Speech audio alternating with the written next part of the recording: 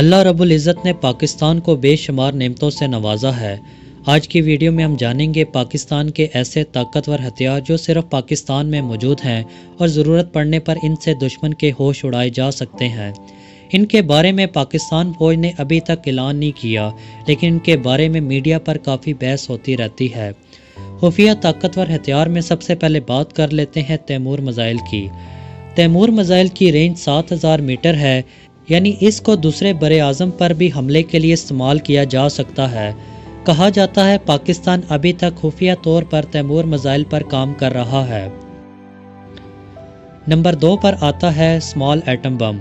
ناظرین، عام طور پر نیوکلیئر ہتھیار 1000 ٹن کے ہوتے ہیں، لیکن چھوٹے ایٹم بم کی یہ خاصیت ہوتی ہے کہ یہ وزن اور سائز میں کم ہوتے ہیں۔ اندازے کے مطابق پاکستان یہ ہتھیار اختیار کر چکا ہے، لیکن پاک فوج کی طرف سے ابھی تک اس کا باقاعدہ اعلان نہیں کیا گیا اور اسے راز میں رکھا گیا ہے۔ نمبر 3 پر آتا ہے الیکٹرو میگنیٹک پلس ویپن۔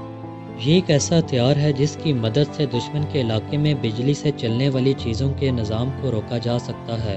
اس ٹیکنالوجی کے بارے میں خبریں پھیلی تھی، لیکن پھر اسے منظر عام سے ہٹا دیا گیا تھا۔ اندازے کے مطابق اس پروجیکٹ پر خفیہ طور پر کام کیا جا رہا ہے۔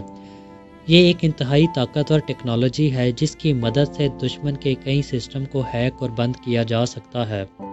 نمبر 4 پر آتا ہے کارپیرو۔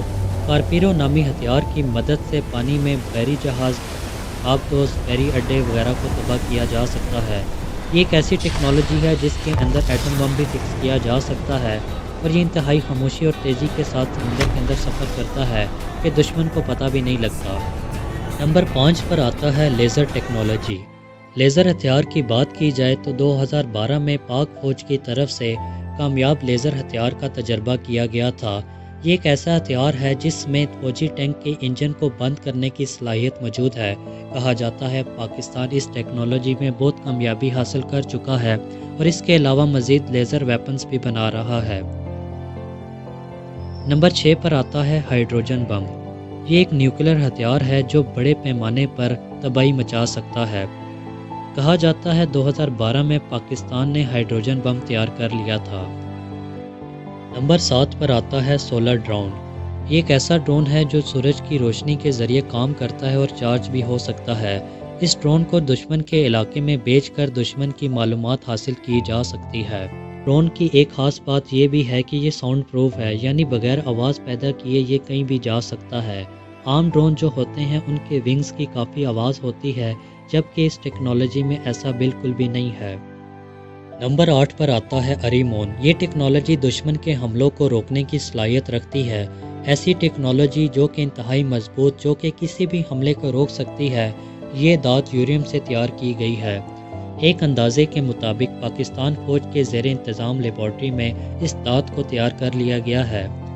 دوستو، یہ تو وہ ہتھیار تھے جو پاک فوج اپنے وطن کے لیے تیار کرتی ہے۔ انہی کی وجہ سے کوئی بھی ملک پاکستان پر حملہ کرنے کے بارے میں 1000 بار سوچتا ہے۔ امید کرتے ہیں آج کی ویڈیو آپ کو بہت پسند آئی ہوگی۔ اسی طرح کی انفارمیشن والی ویڈیوز دیکھنے کے لیے ہمارا چینل ضرور سبسکرائب کر لیں۔